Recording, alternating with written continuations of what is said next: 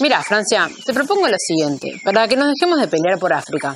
¿Qué te parece dividir al territorio así? De este río para allá es tu parte y este río para acá es mi parte.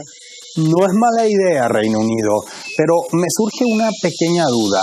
¿No te preocupa que vayamos a dividir en dos países a millones de personas que comparten etnia y lenguaje desde hace siglos? Nah. A mí tampoco.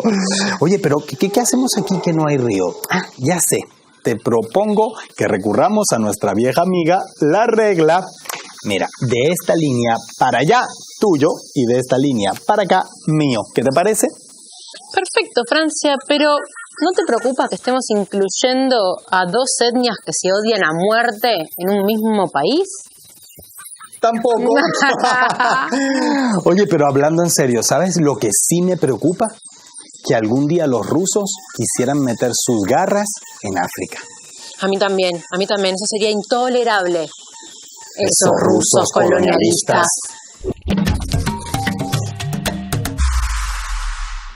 A bastantes personas les sorprende que en África pueda existir algún grado de simpatía o afinidad con Rusia. Y enseguida se ponen creativos y achacan esa actitud a la infaltable injerencia rusa o bien alguna operación de manipulación mental dirigida desde Moscú.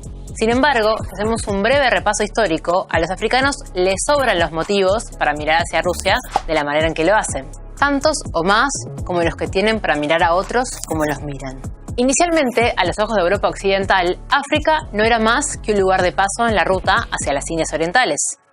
Desde finales del siglo XV, los portugueses establecieron varias colonias y poco después el continente fue convertido por las potencias europeas en un mercado a cielo abierto de seres humanos en el que buena parte de la población africana fue esclavizada y llevada por la fuerza hacia otros territorios, principalmente América. Poco a poco, todas las potencias eurooccidentales se fueron metiendo en África con tanto afán que empezaron a pelearse hasta entre ellas mismas.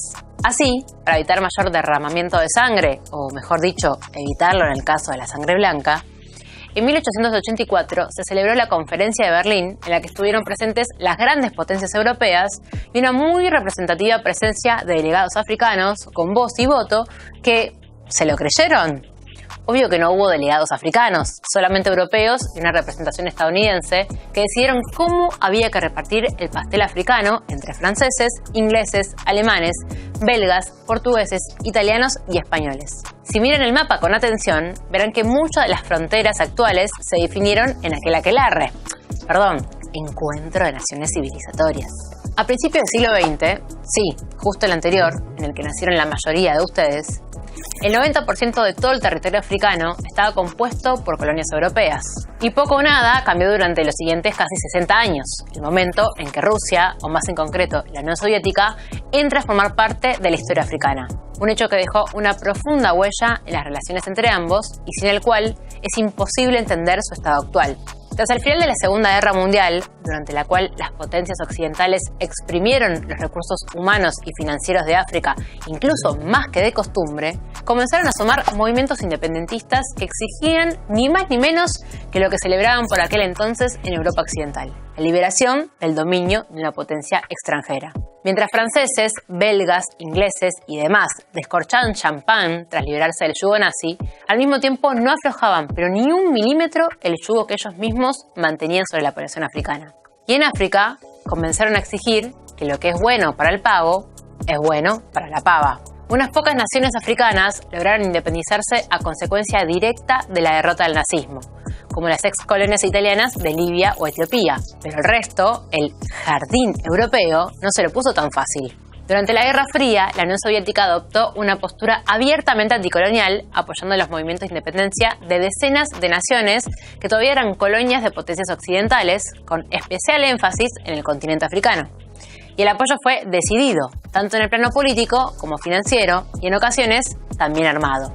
La Unión Soviética, entre otros, apoyó la liberación de la República del Congo del control de Bélgica. Pero cuando el primer ministro, Patrice Lumumba, solicitó ayuda militar a Moscú ante la inestabilidad que se vivía en el país, el joven líder enfrentó un golpe de Estado orquestado desde Bruselas y Washington que lo depuso, torturó y asesinó. La Universidad Soviética, que se creó en Moscú en 1960 para formar a estudiantes de todo el mundo, muchos de ellos de países recién descolonizados o en proceso, fue nombrada Patricio Lumumba, en honor al político congoleño. Las autoridades soviéticas asistieron también al Frelimo, la guerrilla que luchó contra el dominio colonial portugués en Mozambique durante más de 10 años hasta obtener la independencia del país en la década de 1970. La Unión Soviética fue el primer país en reconocer al gobierno provisional de la República de Argelia en 1962, al que había proporcionado entrenamiento y ayuda militar, técnica y material durante su etapa de lucha armada en años anteriores, cuando operaba el Frente de Liberación Nacional Argelino. Cientos de miles de ciudadanos de Argelia, tanto civiles como alzados en armas, perdieron la vida para librarse del control de Francia. Angola es otro país cuya lucha por la independencia fue apoyada sin demasiado disimulo desde Moscú, que asistió al Movimiento Popular de Liberación de Angola desde sus inicios. Esta alianza, además, junto con el apoyo de miles de militares cubanos, fue clave también para la independencia de su vecina, Namibia, la que, a su vez, también sirvió para debilitar al régimen sudafricano del apartheid que controlaba ese territorio. Y hablando de lucha contra el apartheid, ¿adivinan quién fue el primer instructor y suplidor del brazo armado del Congreso Nacional Africano al que pertenecía Nelson Mandela? Sí, otra vez, la Unión Soviética. ¡Muy bien!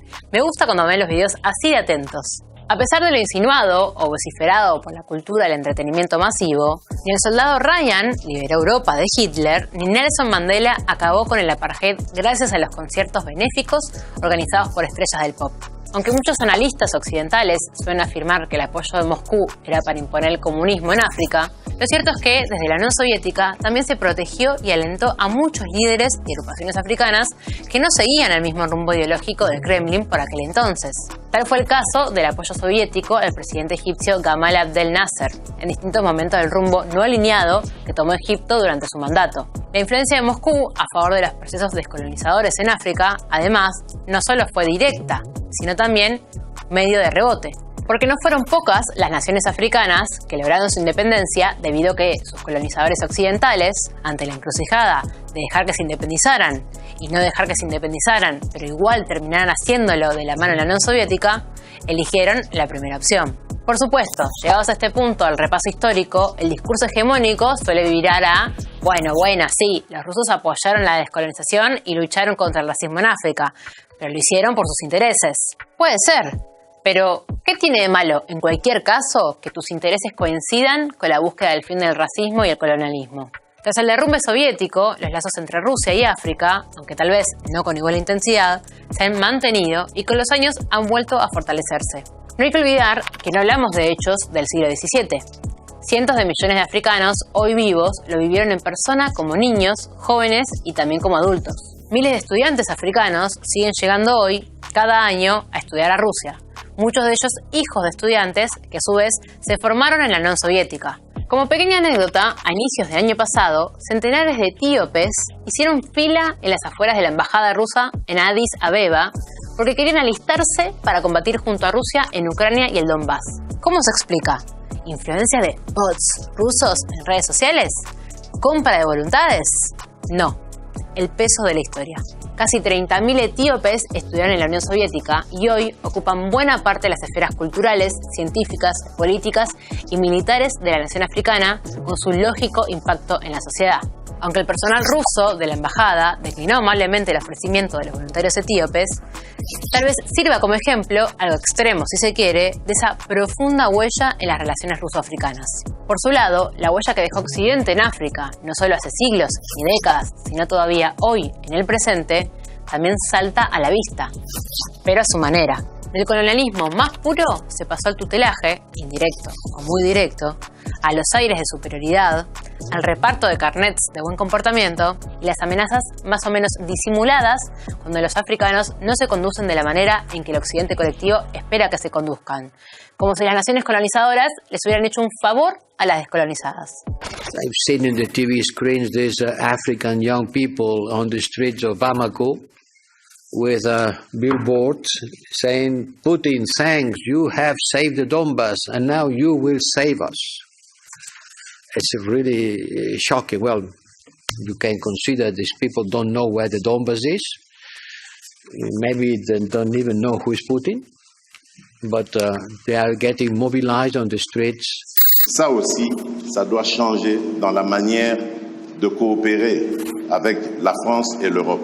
Regardez-nous autrement, en nous respectant, en nous considérant comme de vrais partenaires, et non pas toujours avec un regard paternaliste, avec l'idée de toujours savoir ce qu'il faut pour nous et non pas pour eux. We allowed Germans to come up with us here. Red carpet. Our people are trusted in Germany. Even diplomatic passport holders. We know what we will handle our own country. Don't be sorry for us. Absolutely, yeah. Yeah. Every time Westerner comes, it's about Chinese. What is the problem? In America, everyone knows Chinese. If you tell Western Americans say Chinese is overtaken American, not in my own words. Yes, Europe is a garden. We have built a garden. Everything works.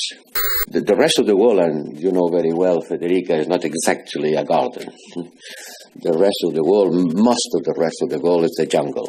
Those from the north who always assume where BBC comes from,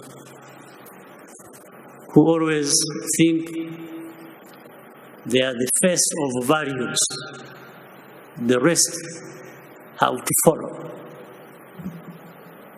It's a big mistake. It's not true. We have values too. We here in Rwanda, in Africa, we do. No question about it. Now, for the European Union, I think one of the words I picked up in those years is insufferable. Some of these people are insufferable. You need to control yourself not to explode. So shallow, so egocentric,